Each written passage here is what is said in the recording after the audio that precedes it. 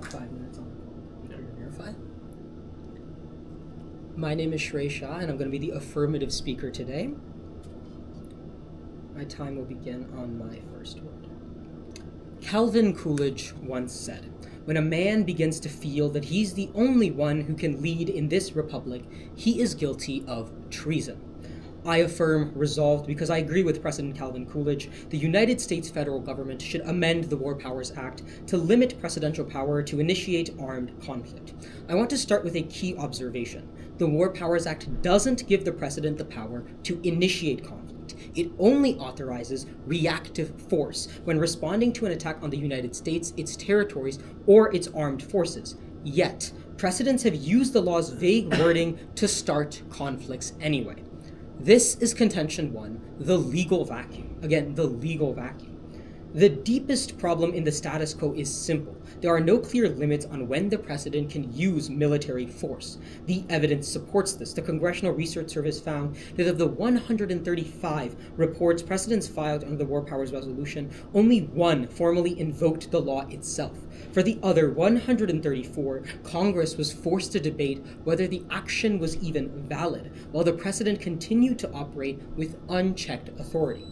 Now add the AUMF, passed after 9/11 under the War Powers Act. It's a law that lets the president use force against those responsible for the attacks. However, the law doesn't list countries or groups and has no deadline, and since has been stretched to justify operations in nearly 24 countries against groups that didn't even exist when the attacks first happened. To make matters worse, Congress can't take power back through regular means. Roughly 88% of efforts to stop presidential overreach have failed, with courts unwilling or unable to rule because they have no law to compare presidential action to. Checks and balances are failing. The Constitution divides war powers for a reason. Whoever controls war controls the direction of the nation. War lets a leader raise taxes, build arsenals, and make or break treaties.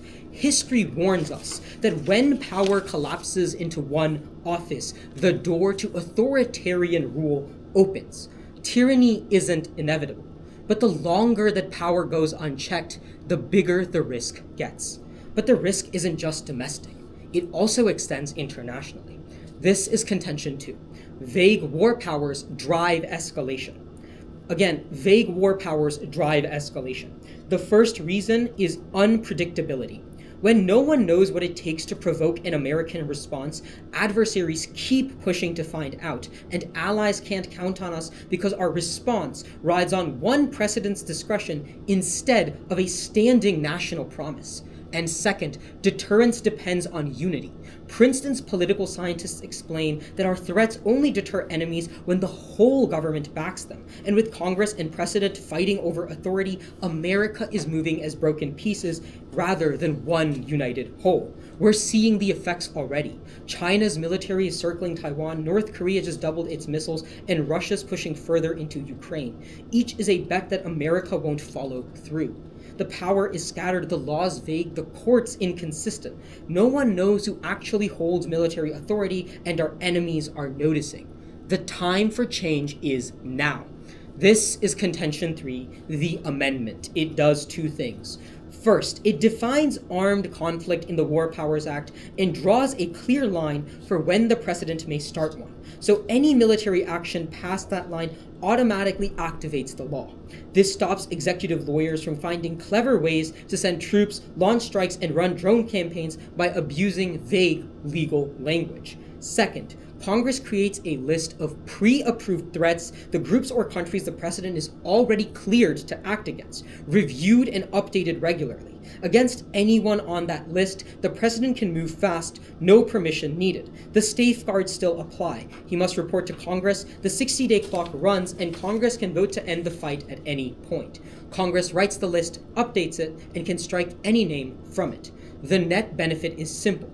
The president can still act quickly, but Congress legally defines his power. No more abusive interpretations and no more authorizations that outlive their purpose. Everyone in and out of the US knows what boundaries America has set, and this time they'll face the consequences for crossing them. This debate is about which side creates a better world. The status quo runs on the goodwill of both the president and foreign nations. When that runs out, no real checks remain.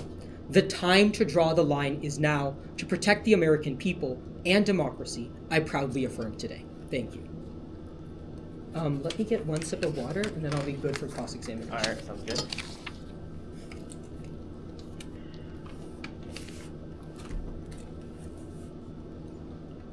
If you be more comfortable taking your jacket off, please do. Okay. Because it is hot in here? Yes. Yeah, I think I will. I was sweating during my first round. It was outside in the tents. Yeah, safe. It's okay.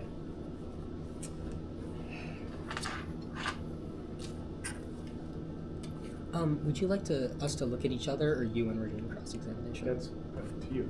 All right. Decide how you want to do this. You ready? Yeah. You said 2 minutes, or 2 minutes, right? Yeah, 2 minutes. Oh, are you gonna say it? Yeah. Oh, either one is fine. You got it. Okay. Cool. All right. I'll start on my first question. Sure. So I have a question. Are the authorizations of force outside or inside of the War Powers Act? What do you mean authorizations of the AUMFs? Yes. Right. So the AUMFs are, it is a type of law that is defined by the War Powers Act.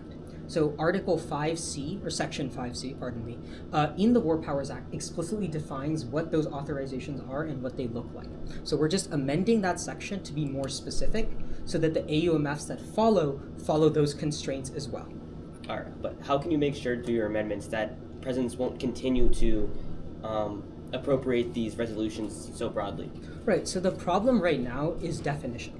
So the law doesn't really define the key terms that it keeps throwing around. Hostilities isn't defined, armed conflict isn't defined. So these lawyers, these executive lawyers, have been finding a lot of loopholes and sort of moving around the text of the law. And because the law is so vague, the courts are refusing to rule on it. So putting a strict definition in there both helps Congress check the president's actions. It's much clearer when he's breaking the law and when he's complying with it. But also, if he does go ahead and break the law, the courts can come in and act as a check. So it restores checks and balances on both sides. All right. Yeah. Thank you. Also, you said that when these laws are not clearly defined and they're vague, enemies push forward. But wouldn't that also lead to enemies hesitating because they do not know what would set the U.S. off? Right. So I think the way I would approach this is think about you have one precedent. You have one precedent that is doing a certain amount of actions. You don't know what legal boundaries apply. The other country doesn't know when the action can be stopped or not. In a very broad sense, it's a risky and short-term action. It doesn't have congressional backing. It's just a precedent acting on their own. And a lot of these conflicts are long-term. So if it's over 10 years, over 15 years, the other countries will get the advantage to move forward because they don't, whatever allies we're supporting don't have that long-term support. It's just one precedent to the next. Thanks. Okay, thank you. I would like to take a minute of my prep time just to prepare for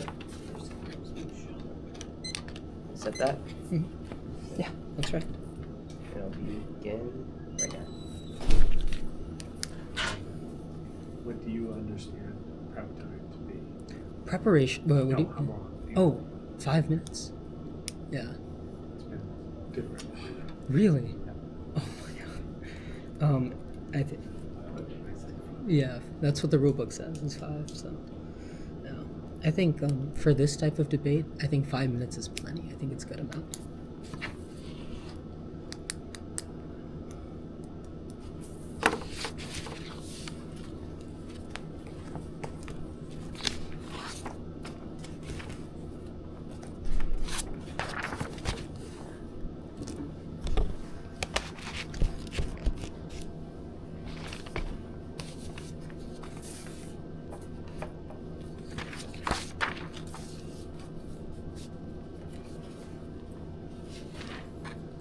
Have you been with the foundation for a long time?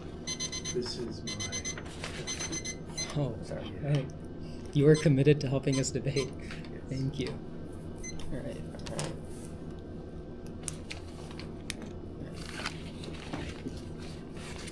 So I'm going to begin. I'm going to take a sip of water and then I'll begin.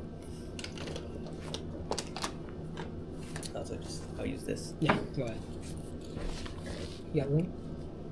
What? Do you have room? Oh, yeah. Yeah, just want to make sure you're not like... Okay. begin on my first word. A people who neglect their national defense are putting in jeopardy their national honor. Calvin Coolidge. Got that quote from this great book that I just got from the gift shop. So today's debate is not whether the current system is perfect. The question is whether furthering limiting presidential powers through amendments to the War Powers Act would actually make Americans safer.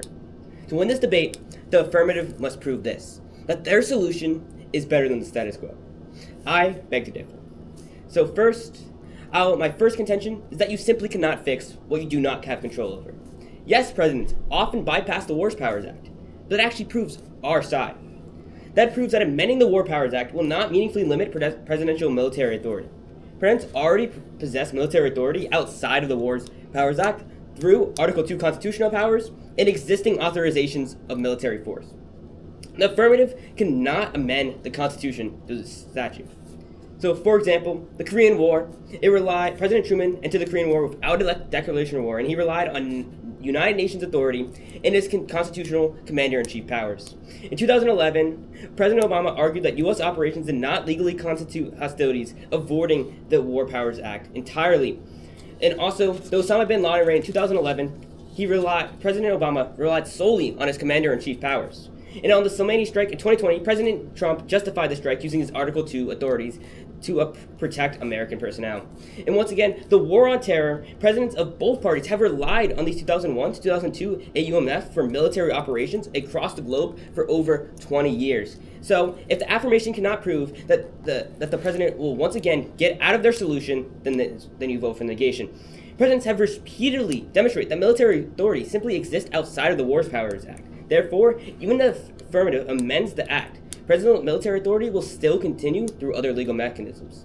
Once again, failing to meaningfully limit the presidential war powers. And even if let's say a world where the AF still works, it makes America less safe. So my first point about this will be more politics and less scrutiny. Even if we grant the affirmative everything they want to assume, how they successfully limit the War Powers Act, the world is still worse than the status quo, because it makes military decision-making slower and more vulnerable to short-term incentives. Judge, I'm not arguing that presidents are free from political incentives. Every elected official faces political incentives. The question is comparative. Does the AF solution create less politics in war, or does it create less? The answer is clearly more. Political science tells us that members of Congress exhibit what economists call high time preferences, the tendency to prioritize immediate political benefits over long-term ones. Because they consistently face re-election pressures, public opinion swings, and partisan incentives, by limiting presidential authority, the affirmative does not remove politics from military decision-making. It simply expands it. Consider Vietnam in 1975. After the Paris Peace Accords established a framework to preserve South Vietnam, Congress increasingly became unwilling to support enforcement of the agreement as public opinion shifted. Watergate consumed Washington. In April 1975, when President Ford requested emergency aid and evacuation funding as North Vietnamese forces closed on Saigon, Congress refused. The result was the collapse of South Vietnam and the abandonment of American allies. We do not create a safer world under their framework. And the chaotic evacuation of Saigon still remains as a symbol of American defeat. The affirmative world does not eliminate political incentives or does not create a better world overall. Their proposal just creates slower military responses from emergent threats because military decisions need to be swift and not wait for political deliberation. And that leads to my next point.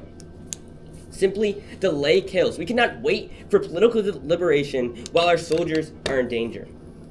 Now, and for my final and last point, bad strategy equals bad outcomes. Limiting presidential war powers does not prevent unnecessary and unsuccessful wars.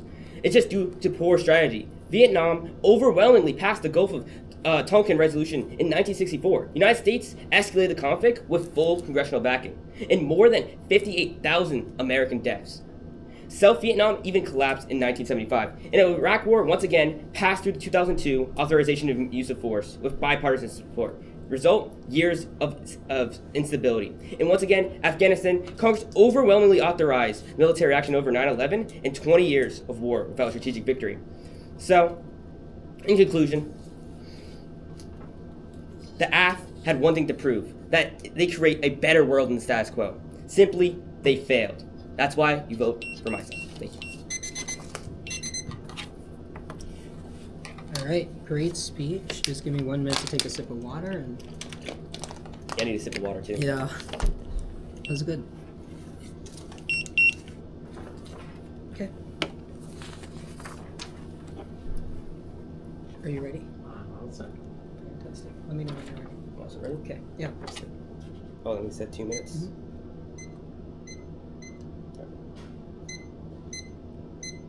Oh, wait, can you time it? Yeah, I can tell. That's okay. Yeah. So I want to start with your constructive. You talked about these other laws giving the president power. Yes. Could you list those other laws, please? I would say the AU and the F. Okay. Also, in Korean War, they relied on the UN decision. Right. And once again, also just not counting of what going past of what counts as hostilities. Right. I listed many examples. If you want me. Sorry, just to clarify again, you said and what counts as hostilities? Was that? Yeah, the like one? arguing with what counts as hostilities. Okay, so Article 2 powers of right, the Constitution. right. And my next question would be, who has the power to start war in the Constitution or declare war? Sorry. Declare war. I think Congress. Yeah. Right. Okay. So, do you think it is valid for the president to use international organizations like the UN or Article 2 powers that only exist because of vague definitions to start conflicts and do war? Yeah, but I would have to agree with you. But it's Mhm. not a issue of the definition. It's more of an issue of the application. Congress is simply not acting and relying on, AMU's, the president going through other methods like they have not declared war since, I believe, World War II. Right. So they just relied on pre-authorizations and not necessarily just the application. So the status quo is not. So you agree that there's a problem with presidential power being not defined very well and maybe being No, I didn't say that. I think it's defined very well. It's an application issue. I think Congress just needs to apply the law, and I really amendment creates just a worse. So you want world. Congress to apply the law. So you want to restrict presidential power. No, I just want them. I just believe the question of the resolution is if we should amend it to further limit Right. presidential powers, Right. Not the status. Not if we should. Okay, so why hasn't Congress been limiting presidential power? Why haven't they been applying the law? I'm sure you have an answer. No, I'm asking. Oh, you're genuinely asking. No, I'm asking you. Okay. Why doesn't Congress have the? Why isn't Congress applying the law? Simply because the status quo just simply works. They don't need to apply the law. I have to argue, and The status quo works. no, they would simply just have to. They would simply just have to apply the law, as I said. They aren't applying the law simply because they're relying on the authorizations of force and the Article 2 powers. Okay, and what is that caused by? Why do the presidents have those powers now, whereas they didn't have them in the past? What's causing? Could you repeat the question? What's causing this broad Article 2 interpretation? Well, I'm just saying that just simply lets presidents to simply act and then seek approval later, because And military operations just take Is days. that a good thing or a bad thing? I'm saying, well, I'm going to argue that's a good thing because Okay. it takes days. It's just a small window if you can act on a military conflict. It doesn't take years or it doesn't take days of political deliberation. Got it. That's our time, so cross is over. All right. Okay, thank you. I'm gonna start my preparation time of 5 minutes. Start that running. Okay.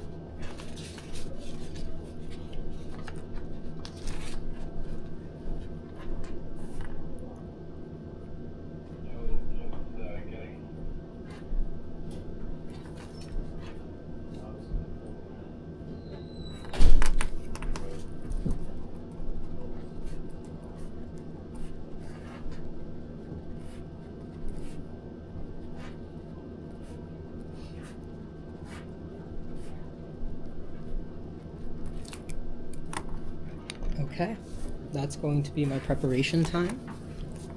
And I'm going to move on to my last speech. Or my second speech, sorry. It's confusing. Yep. That was a fast round. These do go by faster. Okay.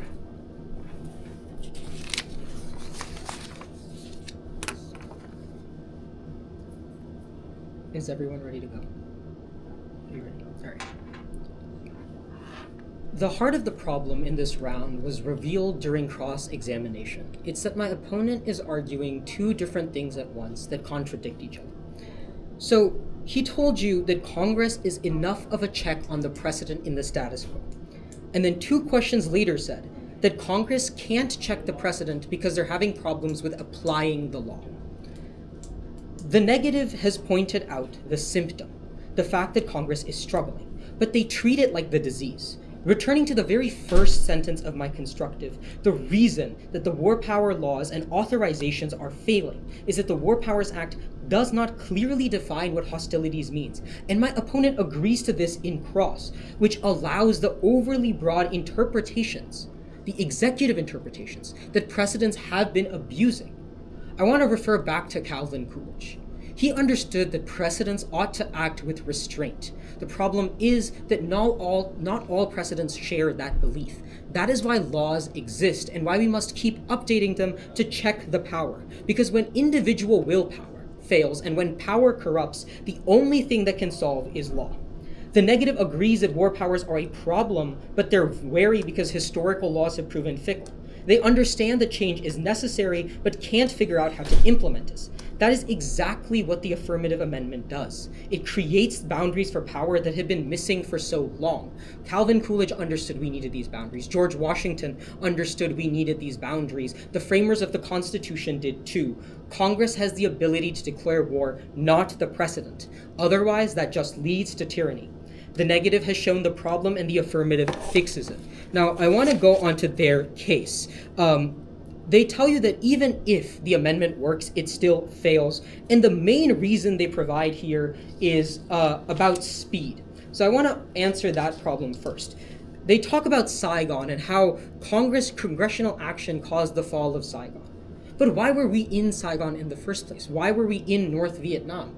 It was because precedents had sidestepped congressional authority to send U.S. troops into Saigon without a plan at all.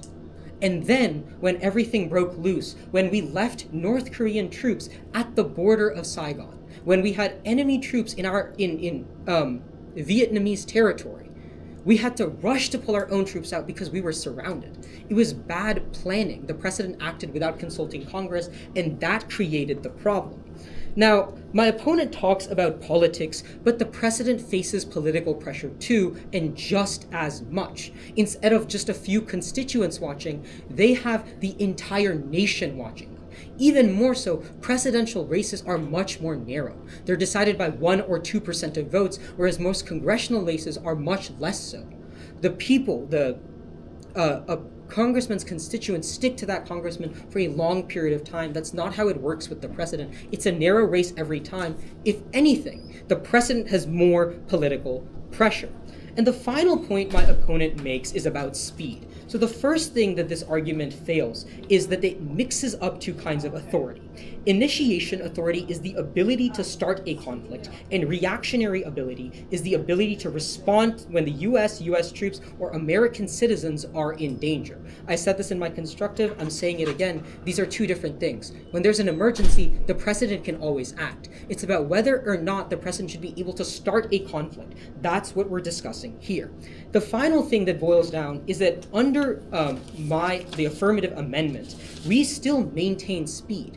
We just restrict it within the boundaries of laws. We create a list of targets that the president can act against. The long-term targets, the long-term enemies of the US, and the long-term allies that we want to support. That increases legitimacy more than anything, and it allows the president to act quickly, but not recklessly, which is what President Calvin Coolidge understood was the goal of the precedent, is how national security ought to be, with checks and balances, not just one person doing whatever they want. For that reason, I ask you to affirm today.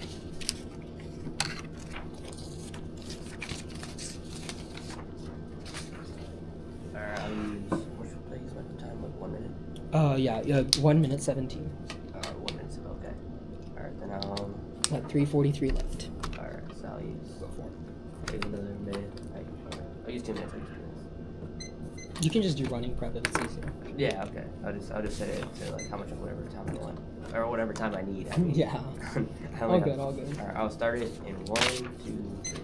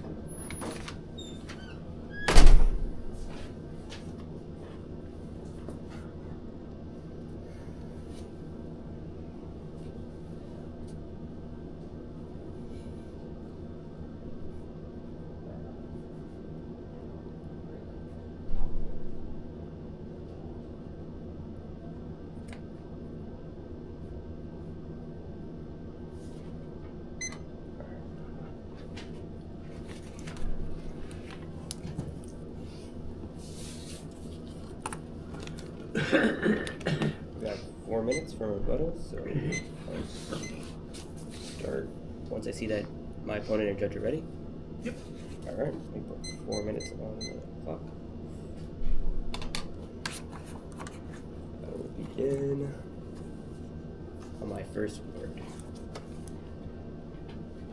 Calvin Coolidge said, "Let there be a purpose to all of your legislation, to recognize the right of man to be well-born, well-nurtured, well-educated, well-employed, and well-paid."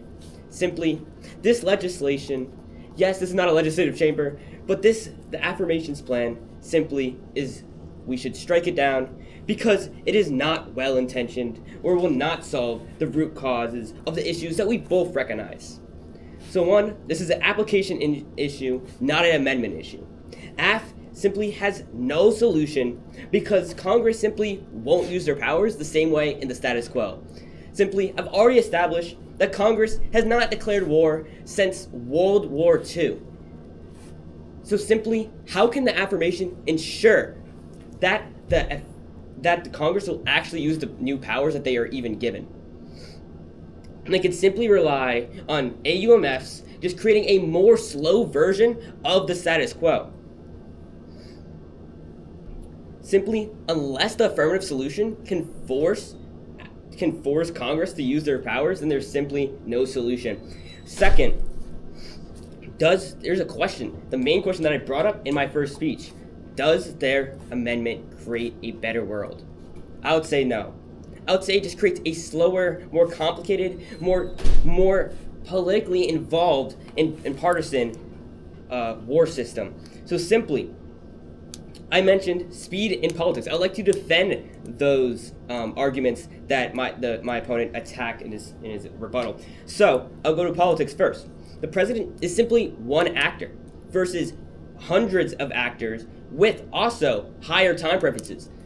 I would like to bring up the evidence that Congress members in one house serve every 2 years, and the other one they serve 6 years terms. But every 2 years they stacked it, so every 2 years seats are up.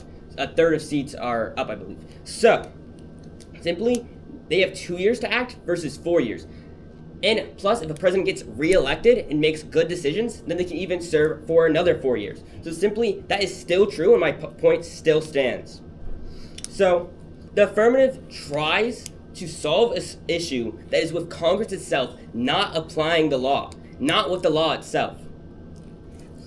The law will work fine and work perfectly if Congress actually applied it, which the act does not show that Congress will continue to apply the law and actually apply their new amendments.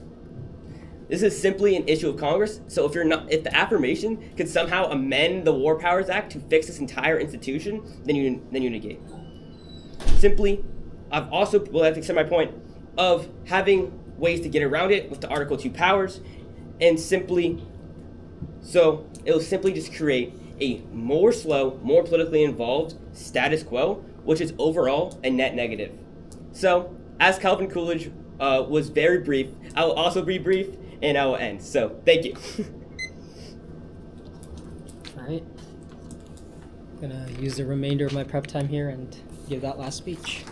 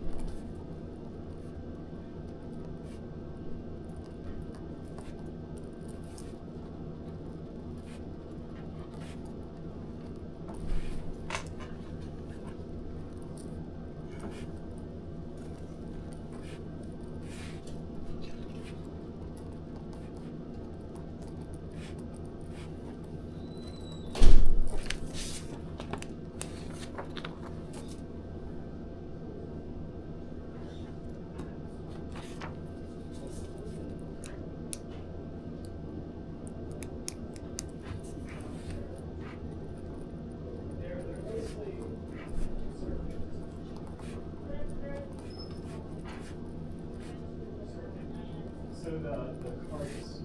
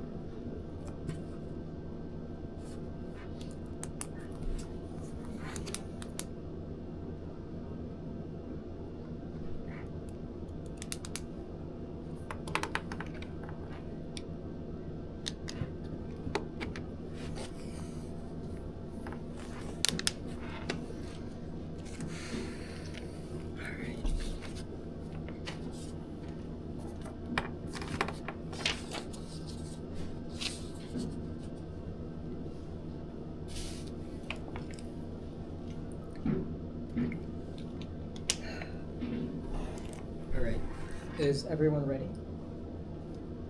You ready to Yes, go? sir. Fantastic. Let's get this going. President Calvin Coolidge understood that presidents had to act with restraint. He, like George Washington before him, refused to expand presidential power or abuse interpretations. However, modern precedents lack that restraint, and because of this, that power has been abused time and time again. Me and my opponent have given you examples. Checks and balances have been left disrupted. When power corrupts, law brings back order. More than ever, the War Powers Act is struggling to hold back executive ambitions. To restore checks and balances, we must affirm. I asked my opponent a question in cross-examination. Why is Congress not applying the law? He said that I had the answer, but I said, please answer it, and he didn't have a response. Now, my opponent tells you that this is the problem. Congress is not applying the law, they're not applying the law, but why aren't they applying? It's because of the vague definitions that started this whole problem. Even he agreed in cross-examination that vague definition of hostilities what was causing this problem, but they don't respond to this. Neg agrees that the status quo is bad and that presidential power is unchecked. They conceded both of these in cross and their speeches, but they never show you a solution. They never show you a path forward. Just the same reckless war, the same cycles that we've been seeing. Now I want to move on to my case.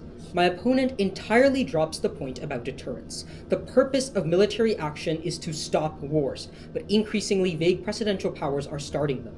Foreign countries are noticing that the US is disorganized and capitalizing on it. They keep testing boundaries, and without congressional backing, every presidential action lacks long-term impact. In today's interconnected world, these aren't foreign conflicts. When a conflict spirals, American troops are the first ones sent to contain it, and the first ones to come home in caskets. Invasions cause markets to panic, trade routes to freeze, and prices Americans pay for fuel and groceries to climb overnight. All Americans are impacted just because foreign nations didn't take our threats seriously. More than ever, we need to restore American legitimacy, so our enemies know that if they ever cross the line, America will strike back with all of its force, and we will fight for the long run, not for one administration. Now, this debate boils down to a tug of war between speed and safety, and the affirmative amendment achieves both. The precedent acts fast against pre-approved threats, but every action now rests on clear legal ground instead of stretched interpretations. When America acts within defined limits, our word carries weight again. Our allies trust it, the world respects it. We have to stop governing by loopholes and start governing by rule of law. A nation that follows its own rules is a nation the world can follow. It is to bring that nation back that you must affirm.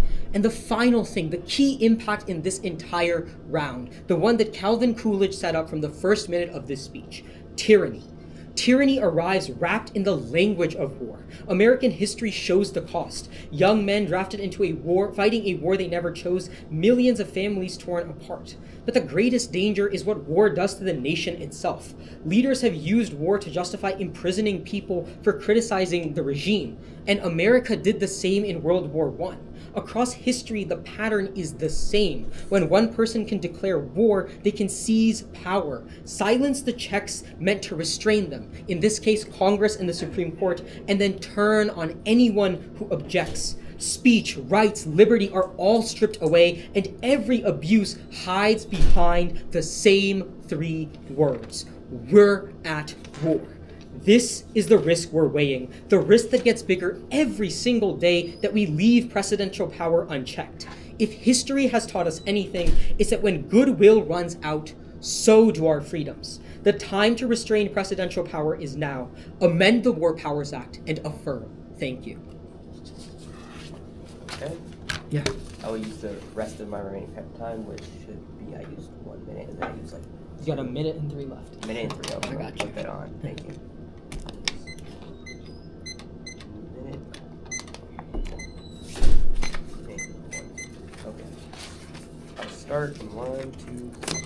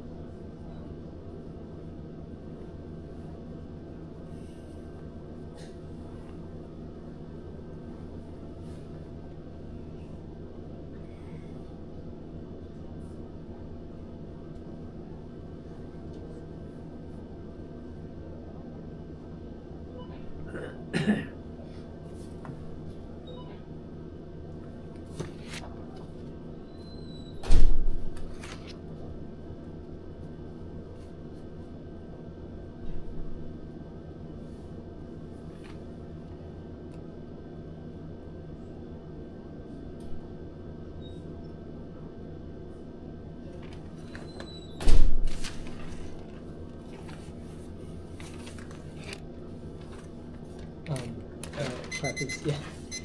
All good.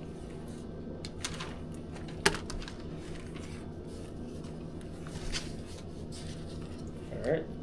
I'll set another 4 minutes on the clock. All right, and I'll begin once I see that everybody is ready. All right. All right. Start on my first one. I seem to be getting deja vu because this just seems like the status quo, but just slightly less efficient. What the affirmation implies in their case is simply just leads to the same problem that we both recognize, and I will stress that this is my case.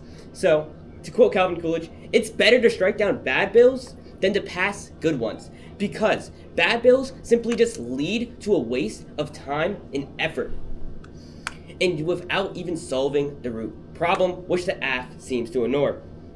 So, the AF had two burns in this debate. One, to prove that it's better than the status quo, which I will go into, that it's not.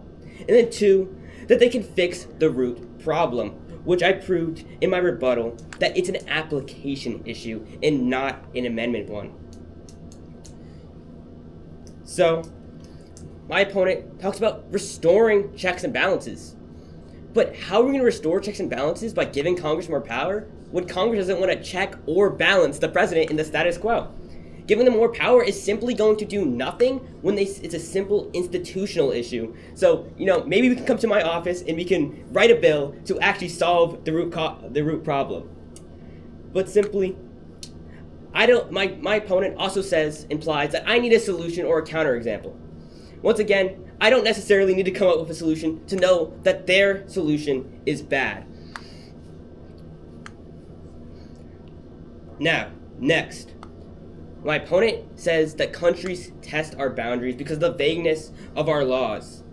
Well, I would actually have to differ. I would say that simply countries test our boundary because of bad strategy. Bad strategy equals bad outcomes.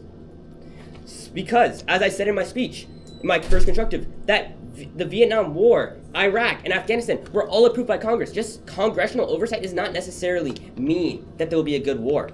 And also, my opponent completely did not respond to this point of bad strategies equal bad outcomes. So next, I'll talk to you about speed. So, my opponent says that this will act on pre-approved threats. Congress will be able to decide of which countries or which threats are viable. Simply, this is just the status quo. This sounds just like the Congress already giving presidents broad authority under the AUMFs after 9/11 in 2000, which had led to my opponent saying presidents attacking organizations and countries that didn't, or organizations and institutions that didn't even exist yet. So, how will my opponent say that this won't just happen in the status quo, in their world? My opponent just didn't respond to this. And now, next, I'll continue to prove that this is an application issue. In my opponent's first constructive, they said that 88% of efforts to get back power has been rejected. Because guess what? These institutions know that Congress already has the powers and just doesn't apply it. Simply, this is an application issue, not a amendment one. Amending it will simply do nothing, because amending the War Powers Act will not make it so Congress will even act in checks and balance, as my opponent keeps on stressing. So simply, I'll end with this. It's simply better to know when to spot out a bad solution than for me to come up with a solution for a better one. We can always do that later, but right now, in this debate, the resolution says, will limiting war powers for the president make a better world? Simply, if I have not stressed enough through my entire case, it is an astounding no. Thank you. Good round. All right, good round. And Mr. Waller, because we're running late, can I have you do your ballot before you give verbal feedback, if possible? No rush on the ballot, but just do that first. Yeah.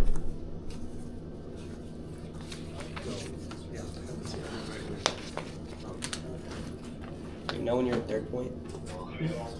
Oh, sorry. Going on the first instructive where you define what it Yeah. is. I was actually thinking of you not doing that. Oh, are you not defining the? Yeah. So I think That it would have made a better case, but I think alright. would have been risky though, because then like, what are we even discussing? Like, Yeah.